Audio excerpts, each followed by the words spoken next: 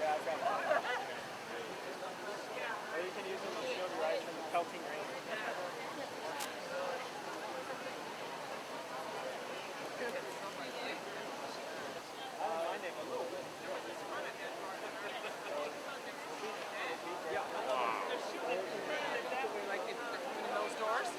They'll probably come back here, don't you think? There by those doors. Oh. What does that do for our lifestyle? Doing a mist all the way over here. Does Stu know? Does Stu know that they're doing it?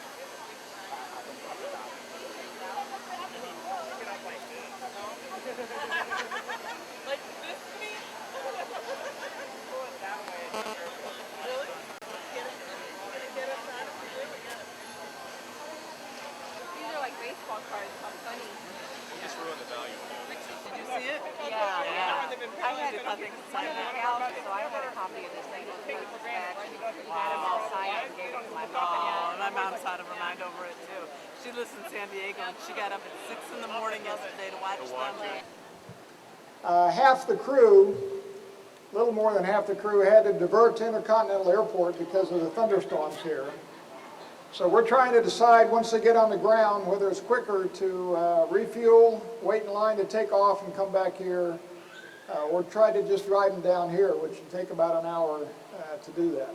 So as soon as we get them on the ground and we understand what the weather condition is up there, whether they can fly back here quickly or will they have to drive down, we'll let you know. But it's going to be a little bit of a wait here. Sorry about that.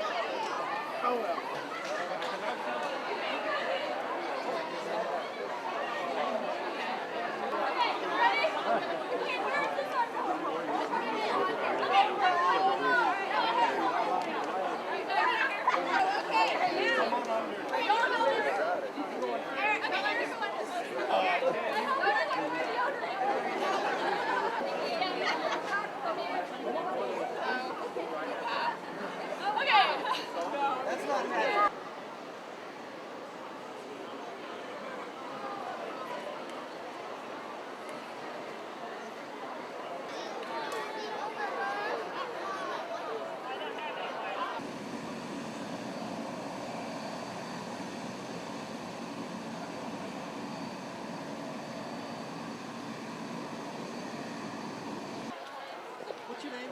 Alice Gidney, Spell your last name, Alice. Gidney. Alice, tell me, you get to watch the launch. Now Yes. you're watching them come back in. What do you think of this whole thing? I think it's marvelous, and it's having a personal interest in knowing one of the astronauts and working with them in a totally different capacity for a while. It makes it really special to see them with this. Any comment about as far as traveling the way they did and the weather here? Oh, I just thought it was ironic that they'd gone out to space and back in millions of miles, and then they're hung up with a thunderstorm 50 miles from home. It's pretty ironic the way it happens. Everyone pretty much good spirits waiting on them and everything else. Yeah, yeah. It's been really neat. Good.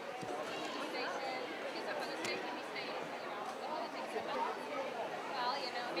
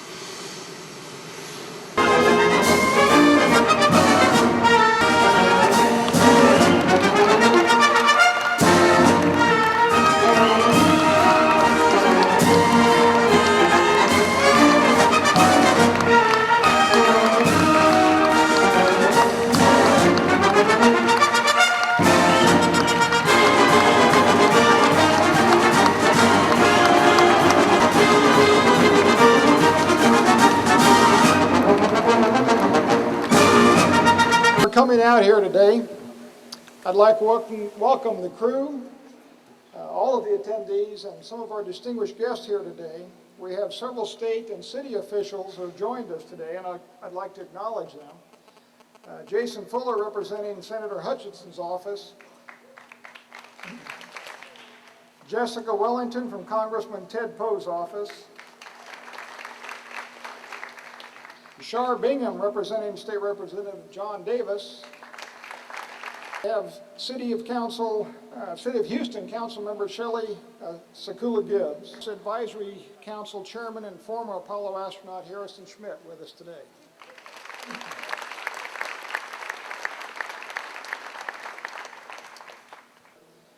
And be the first ones to say that their flawless mission was due to the thousands of people who worked so hard to make their flight possible.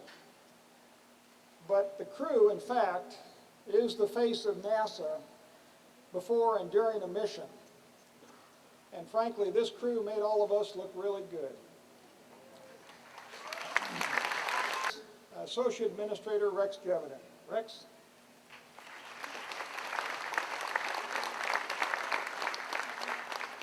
Thank you, Mike, and thank all of you who are assembled here today for being patient with us. The weather didn't cooperate, and so thanks for standing in with us. This is a good thing to do to honor our crew. I realized when I was preparing for this July 1st at the first launch attempt down at the Cape, I happened to be there for that and saw the crew come out, and I tried to wish them well there. Second time was apparently becoming an astronaut groupie.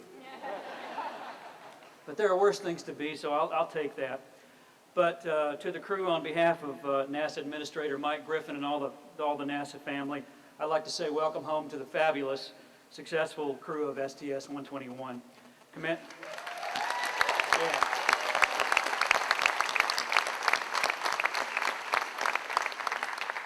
Commander Steve Lindsay, Pilot Mark Kelly, Mike Fossum, Lisa Nowak, Stephanie Wilson, Pierce Sellers just completed a very successful mission for NASA, and it was just excellent for this agency and for this country. The mission was a success in every respect. All of our missions, most of our missions seemed to go quite well, but this one was just spectacularly successful. The Space Shuttle Discovery performed just beautifully. I walked around under the vehicle yesterday. It's in beautiful shape. We delivered critical supplies to the International Space Station, equipment and supplies, 3 successful EVAs, including repair of the mobile transporter TUS reel. Back to a 3-person crew for the first time on the space station in about 3 or 4 years, and then yesterday just an absolutely beautiful landing, which is obviously an important part of it. I was chatting with Stephanie Wilson a few minutes ago about how the mission went, and I said, from my point of view, it looked like it was executed flawlessly. And I said, did you feel like you made any mistakes while you were up there on orbit? And she kind of smiled a knowing smile, and she said, not as far as you know. Groups that I've talked to, there was a caravan of buses going out there along this service road to the pad 39B, and the service towers pulled away from Discovery, and you can see it sitting there on the launch pad with all the propulsion equipment. And it reminded me of that scene from The Wizard of Oz, in which Dorothy and her traveling companions can see the Emerald City for the first time. It's just this amazing, magical thing. It was such a beautiful sight, and I've tried to tell people how powerfully emotional that was. But I have to tell you that when we launched the Space Shuttle Discovery on July the 4th, I had a different feeling. I had a feeling of immense, overwhelming pride for being a part of the space program and being a part of this nation. The beautiful machine was sitting out there against that blue backdrop, beautiful summer sky, and in my opinion, the Space Shuttle in that moment, more than any other, symbolized what it is to be an American.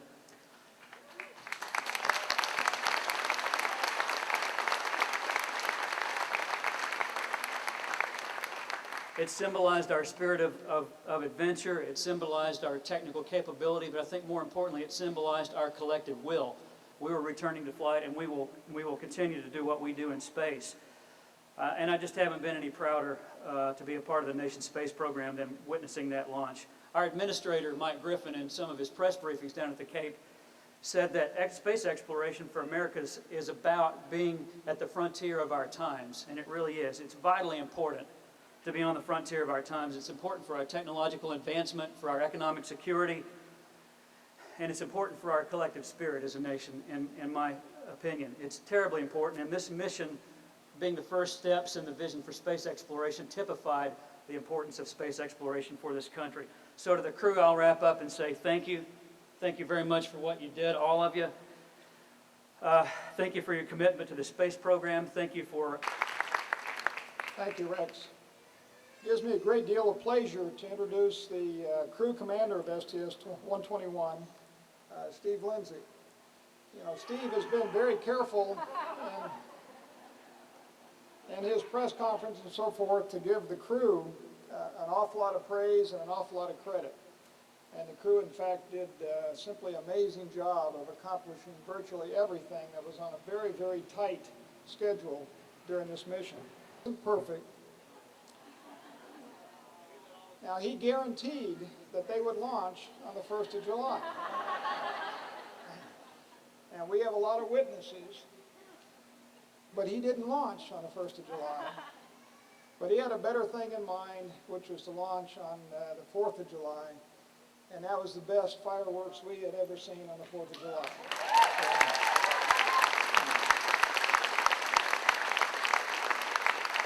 Commander of STS-121, Colonel Steve Lindsay.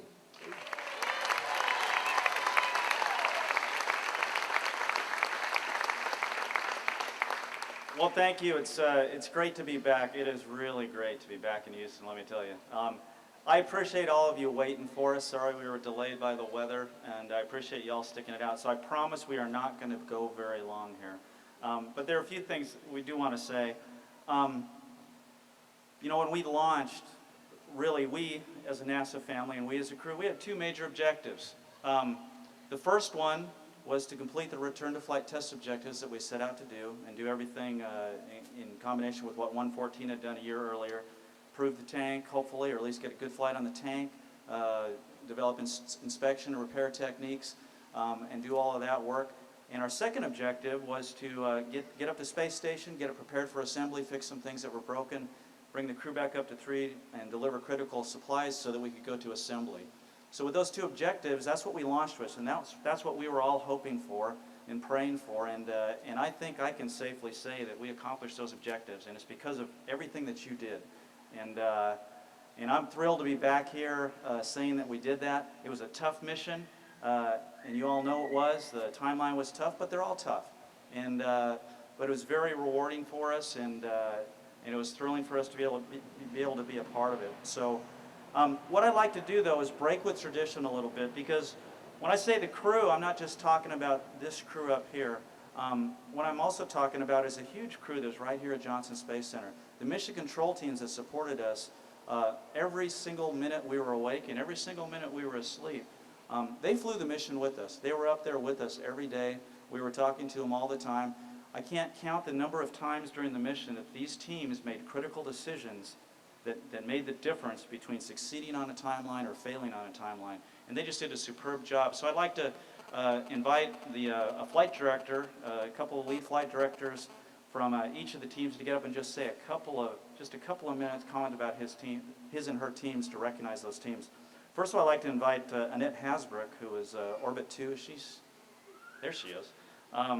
Orbit 2, and she was the flight director representing the ISS team. So if Annette, could come up here and say just a couple of words about you. Next, I would like to invite up Steve Stitch, who led both ascent and entry, the flight control teams. We had some fun on launch weather, and we had some fun on landing weather yesterday, and fun with some air data probes and things like that. I haven't had a chance to talk to him since I got back, but Steve and his team did an absolutely phenomenal job under some trying circumstances and brought us home safely. So, Steve. Thanks very much, Steve. You know, it was really an honor to lead the ascent entry team for this mission. You know, Steve Lindsay gave us the kiss of death on July 1st when he told us the weather was going to be great that day. So luckily we launched on July 4th. You know, the ascent entry team is a big team. It involves not only the personnel here at the Johnson Space Center in the mission control team, but also at the landing sites, throughout the network, throughout the world, really, to try to make everything come together and work great. The people on that team did a fabulous job for this mission. We've been training for this mission for about 10 months, and they really poured their heart and soul into this mission. They were very excited. You know, I was a rookie flight director on this flight, and we had several other rookie team members, but they did a fantastic job. And you guys are really to be thanked for everything you did for us, making the STS-121 a success. Thanks, Steve. And finally, last but certainly not least, I want to bring Tony Sakachi, who I see is hiding back there, on up to talk. Tony was our lead shuttle flight director, and he and I worked together for 2 years developing this flight, and it changed about every day until the day we launched. And he did a phenomenal job. I especially enjoyed many of you probably didn't see it, but some of you probably did the cartoons that were sent up to us, and they were all focused on Tony for some reason. I don't know why, although I can certainly imagine what happened. So, Tony? Thank you. Well, my buddies stole most of my lines, so I'll try to make it pretty quick. Like Steve said, we've been working this two and a half years, and the tremendous team effort that went into this, and we've been saying, not only us at JSC, and not only the mission control team, but the trainers, all the folks at KSC putting the vehicle together and such. It's been a long ride, and we had a tremendous end to it yesterday. You could tell the teamwork, and for the folks that had to work with me 2.5 years, sorry about that, but it's going to happen again.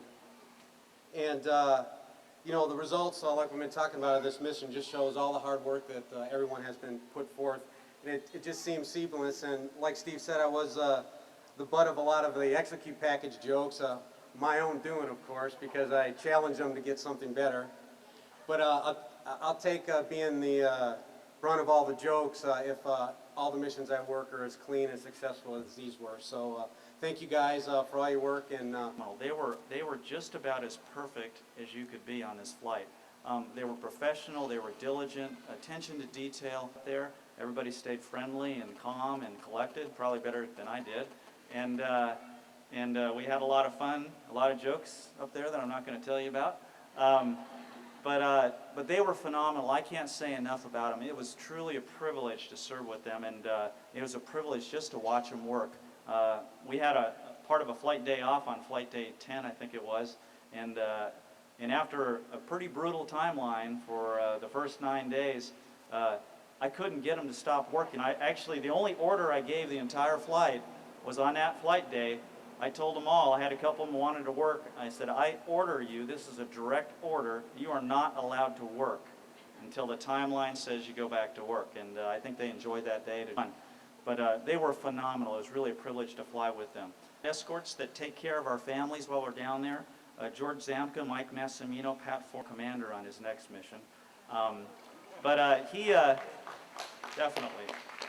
But Mark, besides being the pilot and all those duties, basically backing me up, he did the undock fly around.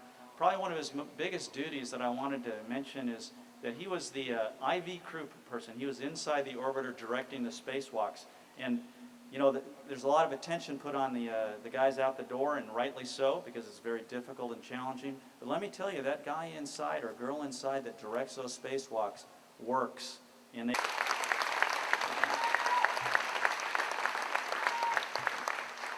I thought Steve was going to mention my job as being responsible for cleaning the toilet.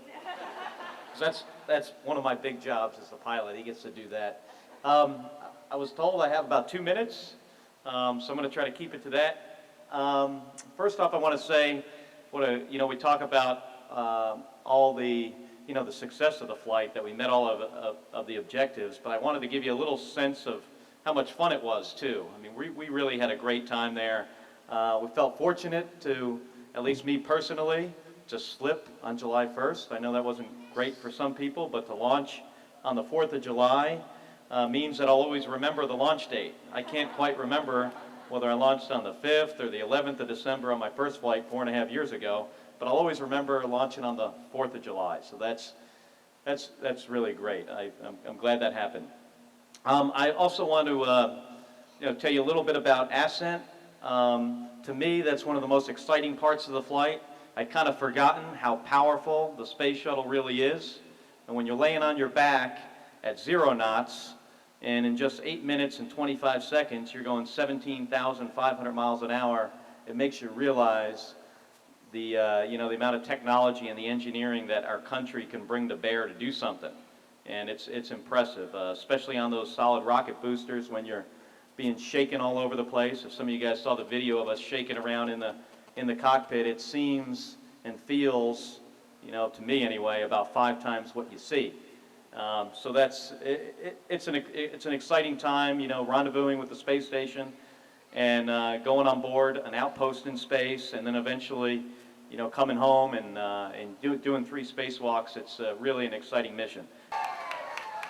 And for those of you following the mission, Mike certainly got his fair share of Aggie attention, which was good. We liked that because then the attention was off of us. To quote CNN anchor Miles O'Brien, it's probably all I would need to say about Mike, and he mentioned Mike, or introduced him as spacewalker extraordinaire. So he did a great job on all 3 EVAs. It looked like he'd been doing it his whole life, and these folks on another flight. So Mike.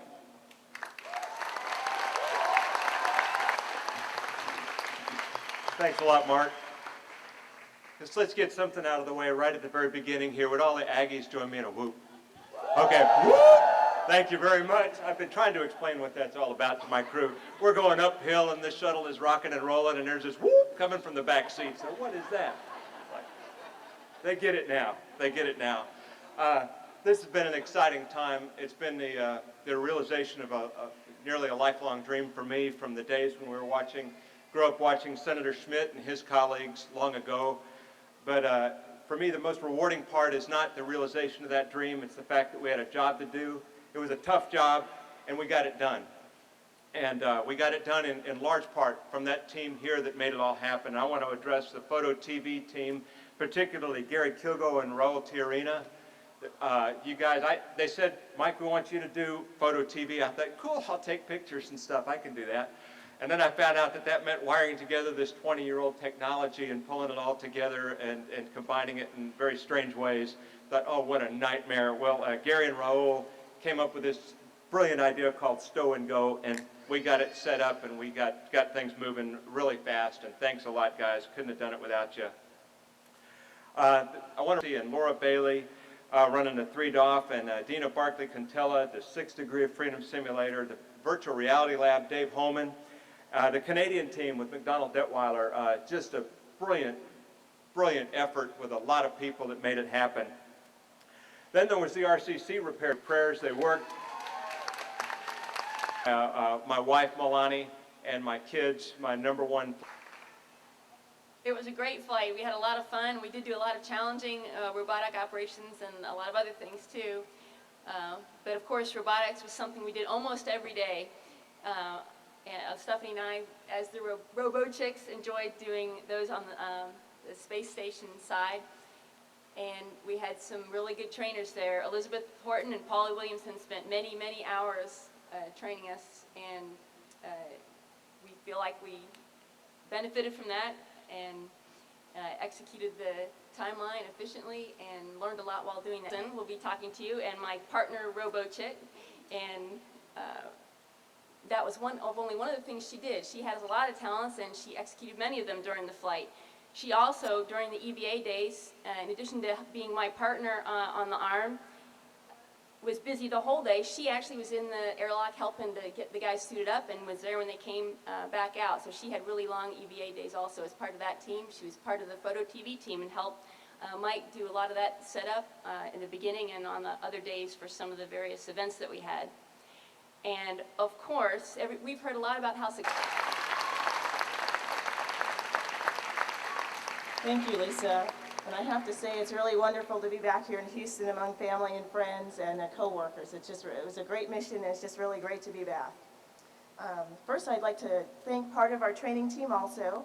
I was on the flight deck for entry, and so as sitting in the MS-1 seat, sharing the seat with Mike, one of my responsibilities was comm, and so for the second half of our training, transfer was a big part of this mission.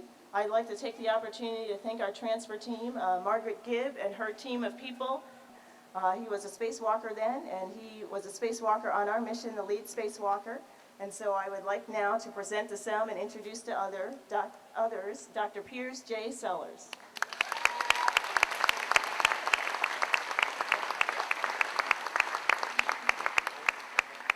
Afternoon.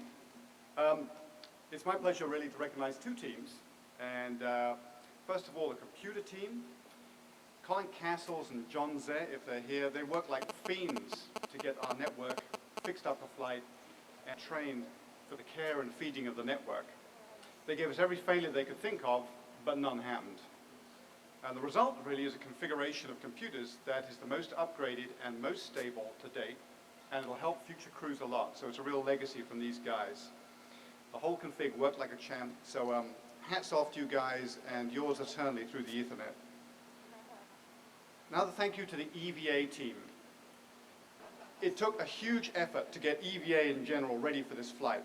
DX, the training team, the NBL people who ate 1,008 kolaches during our training, we counted. Mike and I got them. And the VR lab led by Dave Homan, the Building 9 people, hundreds of people, maybe thousands had a hand in it. And it was very hard because the target was constantly changing and dodging around. New tasks, new techniques, new problems, and ultimately they came up with new solutions. And don't forget the human material that this community, tribe, empire, they had to work with. An Aggie who sometimes had to translate for his rather slow immigrant EV1. And all of this amounts to over 2 years of preparation, hard work and dedication for a 21.5-hour blitzkrieg. And make no mistake, EVA is like fighting a battle. In a sense, our team never got a day off. I'd like to especially recognize Tomas Gonzalez-Torres, or TGT, our training lead, supported by Karina Shook and Gail Schneider, who lived this mission 24/7 for 2 years. And the larger EVA empire behind them could take full and justified credit for the success of 3 EVAs, all of which were difficult and challenging for the team in very different ways. Mike and I, me more than Mike I think, take full ownership and responsibility for all and any errors and mistakes that were committed during these 21 hours, and there were plenty. But no matter what we did or what happened, you guys back here in Houston, you dug us out of our pit and you got us back on track. There was one particular call that basically saved EVA 2, when Mike was wrestling with one TUS that wouldn't go fit, and I was wrestling with another one that wouldn't be bolted, and my safer wanted to fly off and pursue a solo career in spaceflight, which was a dream eventually realized by my spatula. But after that event, we referred to the old TUS as the anti-TUS. It's possessed and a little bit satanic. Anyway, you guys were always there for us for the flight, and you were right there with us like guardian angels throughout the EVAs. And we, personally, and the program in general, owe you a huge debt of thanks every time it happens. And part of me is still up there floating around the world. And as I was going to sleep last night in a Cocoa Beach hotel, I remembered a line from a World War I poet who said, "You close your eyes, but there are suns beneath your lids." And that really is still how I feel. Thank you all, everybody, for showing up, and thank you all for being there. It's really good. Good to be back, I tell you. Yeah, we'll talk to you some other time. You will. Yo, what's coming? Feels good. Y'all get the autograph, y'all can move back with everybody. All right. Thank you. I should have. Fellow Brett. All right. Fellow Britt. Yep. Where are you from? It's yours. That's yours. Mr. Sellers, how's it feel to be back? It feels excellent. Check me out in infrared. How's my temperature? You feel heavier? Yes, I'll deliver this to I your feel office. heavier, but actually I'm 8 pounds lighter, so go figure that. Where would be easier? No, I didn't go back in time. I wish I did. Thanks, Pierce. Cook, how are you? Good. Made 2 very key, important decisions against the advice of many people, and he was right. Twice in a row. That was right after you got the bolted. Yes, you were right all along, man. Well done, Kirk. Finishing the TUS bolting, the satanic TUS. We're going to exorcise that thing later on. Thanks for your hard work on the Iowa. Did it. This is the best. It's great. All these people.